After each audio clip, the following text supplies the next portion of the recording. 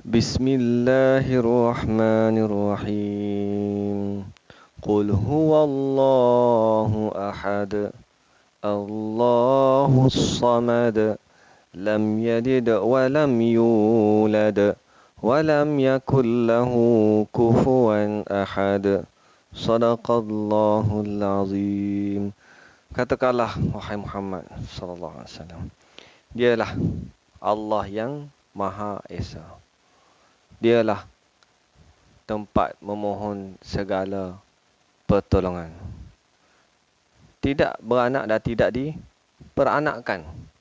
Dan tidak ada pula sesuatu yang setara dengan dia. Ya, sama dengan Allah Subhanahu Wa Taala.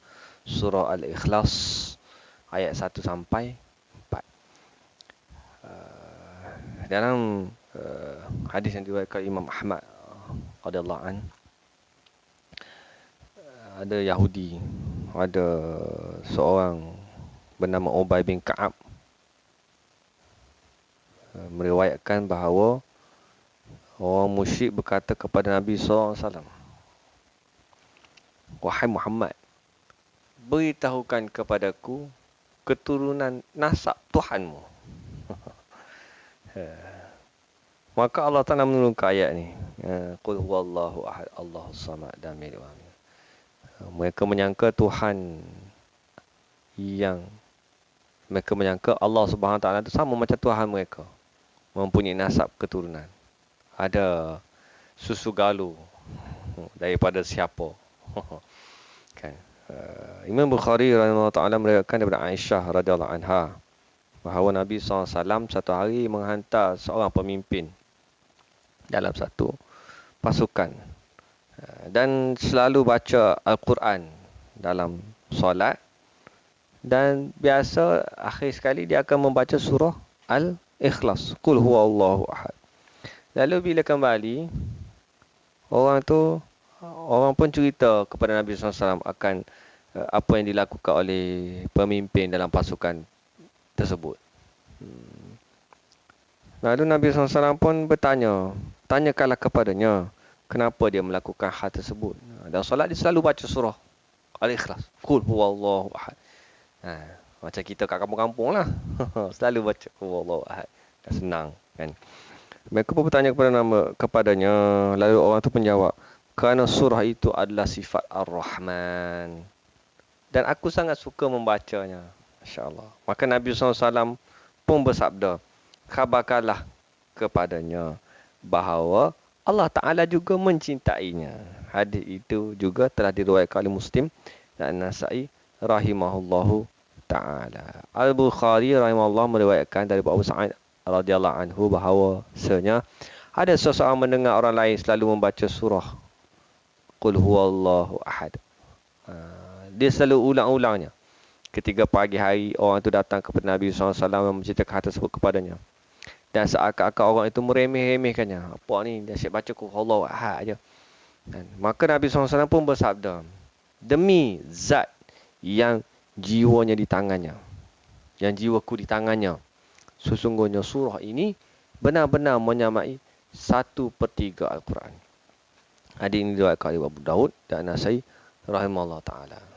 Surah Al-Ikhlas ni sangat besar nilainya di sisi Allah Subhanahu Wa Ta'ala walaupun pendek. Kerana isi kandungannya menyamai 1/3 Al-Quran. Yang ini tauhid kepada Allah Subhanahu Wa Ta'ala. Menceritakan tentang keesaan Allah Subhanahu Wa Ta'ala. Perkara yang besar. Sangat besar ni. Kan? Itu kalau tak silap, saya ada tengok satu video. Korea kalau tak silap. Ada orang tu masuk Islam. Dia tanya sebab apa dia masuk Islam. Dan TV kot kalau tak silap. Kan? Dia tanya interview tu sebab apa dia masuk Islam. Sebab senang. Orang Islam ni hanya sembah satu Tuhan saja. Senang. Kan? Kita mungkin tak rasa apa yang dia rasa. Mungkin sebelum dia sembah banyak Tuhan. Pening, confused. Tuhan mana satu yang benar? Yang mana satu yang berkuasa sebenarnya? Tapi kita sebagai orang Islam, Qul huwallahu ahad. Allah yang Esa. Senang. Mudah untuk diterima akal. Hanya satu. Hanya Allah SWT Tuhan yang Esa. Tuhan yang Esa. Abu Bukhari rahimahullah ta'ala telah meriwayatkan dari Abu Sa'id radhiyallahu anhu, dia berkata Rasulullah SAW bersabda kepada para sahabatnya, apakah salah seorang kalian tidak mampu untuk membaca sepertiga Al-Quran dalam satu malam? Nabi SAW buat teka-teki. Boleh tak baca satu pertiga Al-Quran dalam satu malam? Allah, sahabat-sahabat aku berkata, maka hak itu dirasa sulit oleh mereka dan mereka berkata, siapakah di antara kami yang mampu buat macam tu, wahai Rasulullah? Nabi SAW pun bersabda, Allah Zat yang Maha Esa, tempat meminta segala sesuatu. Surah Al-Ikhlas adalah sepertiga Al-Quran. Kalau kita baca surah Al-Ikhlas, kita seolah-olah membaca sepertiga Al-Quran. Hadis ini diriwayatkan oleh Al-Bukhari rahimahullah ta'ala. Sekarang pun kita boleh buat, kan? Bismillahirrahmanirrahim. Qul huwallahu ahad, Allahus samad, lam yalid wa lam yulad wa lam yakul lahu kufuwan ahad. Dah habis baca 1/3 Al-Quran. Masya-Allah. At-Tirmidzi rahimahullah ta'ala telah meriwayatkan dari Abu Hurairah radhiyallahu anhu, dia berkata, Rasulullah sallallahu alaihi wasallam bersabda, siap-siaplah kalian, aku nak baca 1/3 Al-Quran kepada kalian. Maka sahabat-sahabat pun bersiap-siaplah. Nabi SAW nak baca 1/3 Al-Quran ni kat kita ni. Berapa lama masa kita nak habis ni baca 1/3 Al-Quran? Lalu Nabiullah SAW keluar dan membacakan surah Qul huwallahu ahad. Lalu beliau kembali masuk. Maka sebahagian daripada sahabat bertanya kepada yang lain, tadi Rasulullah SAW mengatakan, sungguhnya aku nak baca 1/3 Al-Quran kepada kalian. Sungguhnya aku yakin bahawa itu adalah khabar yang datang dari langit. Kemudian Nabiullah SAW kembali keluar. Bila Nabi masuk tadi, sahabat-sahabat pun bertanya-tanya sama sendiri. Nabi SAW keluar dan bersabda, sesungguhnya aku tadi mengatakan aku akan membacakan 1/3 Al-Quran untuk kalian. Lepas tu, ketahuilah sesungguhnya surah ini menyamai 1/3 Al-Quran. Demikian hanya hadis itu diriwayatkan oleh Imam Muslim rahimallahu ta'ala. Jadi begitulah antara kelebihan surah Al-Ikhlas. Al-Bukhari rahimahullah ta'ala meriwayatkan daripada Aisyah radhiyallahu anha bahawa dulu Nabi SAW hendak berbaring di atas tilam Nabi SAW setiap malam. Beliau merapatkan kedua belah tapak tangannya, lalu meniupkan pada kedua belah tapak tangannya, membaca padanya keduanya surah Al-Ikhlas, surah Al-Falaq dan surah An-Nas. Lalu Nabi SAW menyapu seluruh badannya dengan tangan yang baginda yang mulia, setakat mana yang baginda Nabi SAW dapat sampai, mula daripada kepala, muka, lalu ke seluruh tubuh badannya. Ini merupakan amalan Nabi SAW yang kita boleh amalkan sebelum tidur, kan?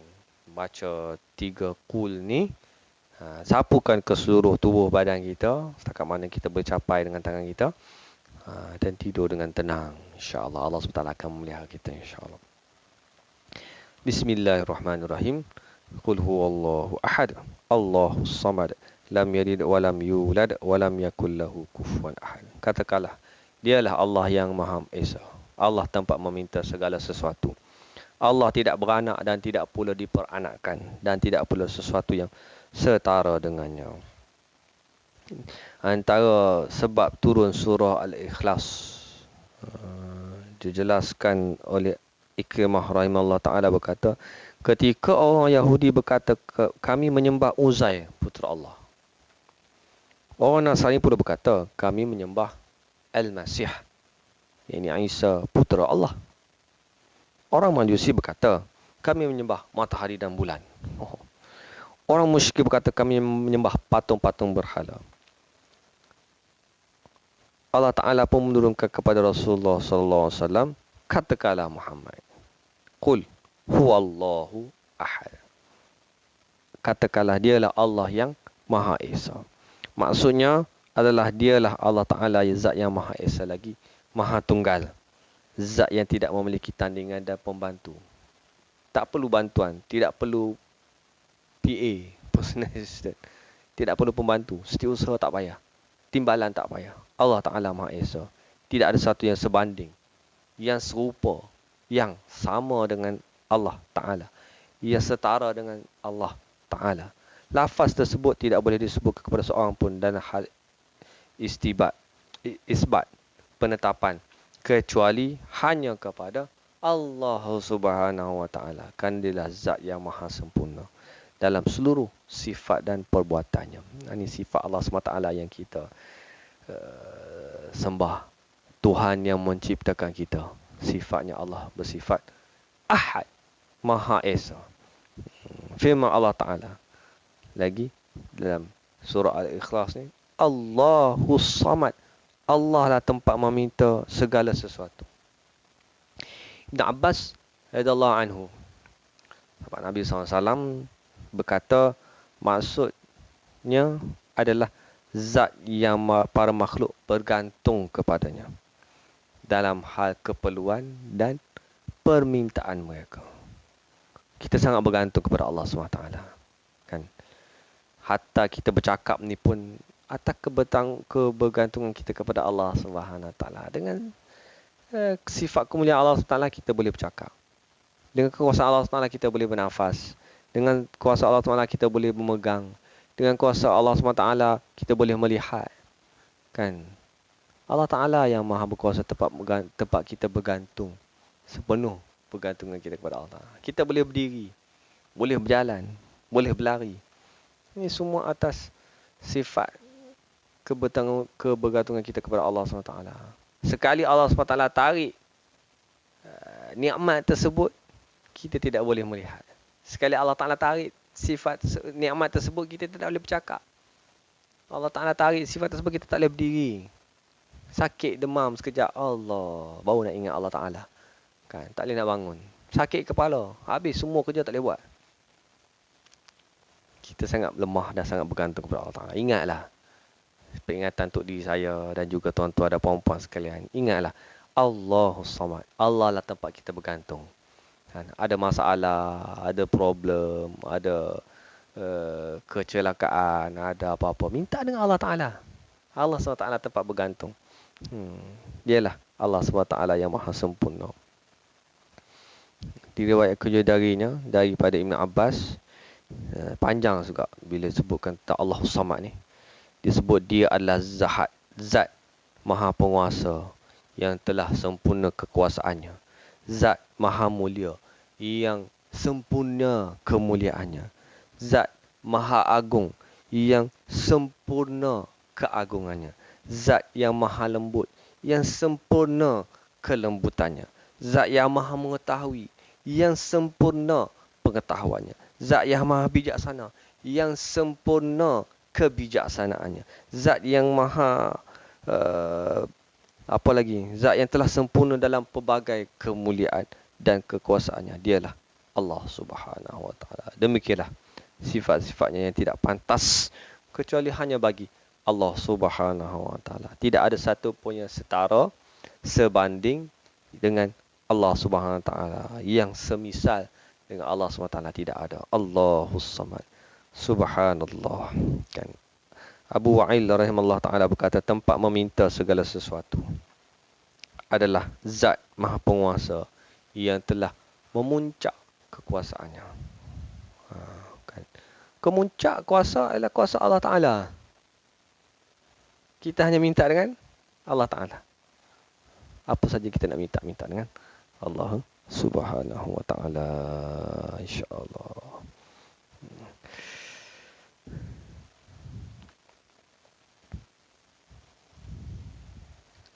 Apa lagi? Lam yalid wa lam yulad. Allah tidak beranak dan tidak pula diperanakkan. Tidak ada sesuatu yang setara dengannya. Walam yakul lahu kufuwan ahad. Iaitu dia tidak memiliki seorang anak pun. Tidak memiliki orang tua. Tidak pula memiliki pasangan. Tak sama dengan makhluk ciptaannya. Mujahid rahimahullah ta'ala berkata berkenaan dengan firman Allah Ta'ala, dan tidak ada sesuatu yang setara dengannya, iaitu tidak memiliki pasangan, sebagaimana firman Allah Subhanahu wa Ta'ala, badi'us samawati wal ard anna yakunu lahu waladun wa lam takun lahu sahibah wa khalaqa kulla syai'. Suratul An'am ayat 101. Dialah Allah, pencipta langit dan bumi. Allah menciptakan langit dan menciptakan bumi.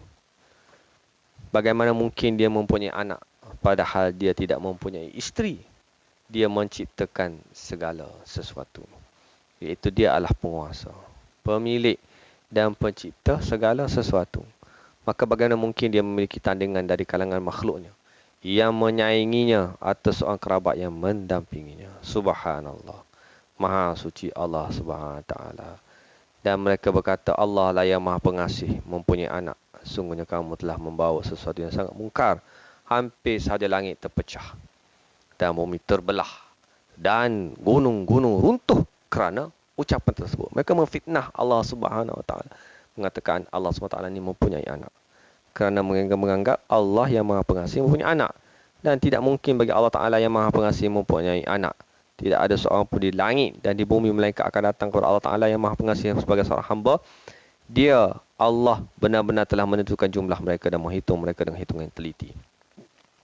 Dan setiap orang yang dari mereka datang kepada Allah Ta'ala sendiri pada hari kiamat. Surah Maryam ayat 88 sehingga 95. Menerangkan sifat orang Nasrani yang menuduh Allah Subhanahu wa Ta'ala, Nabi Isa itu sebagai anak Allah.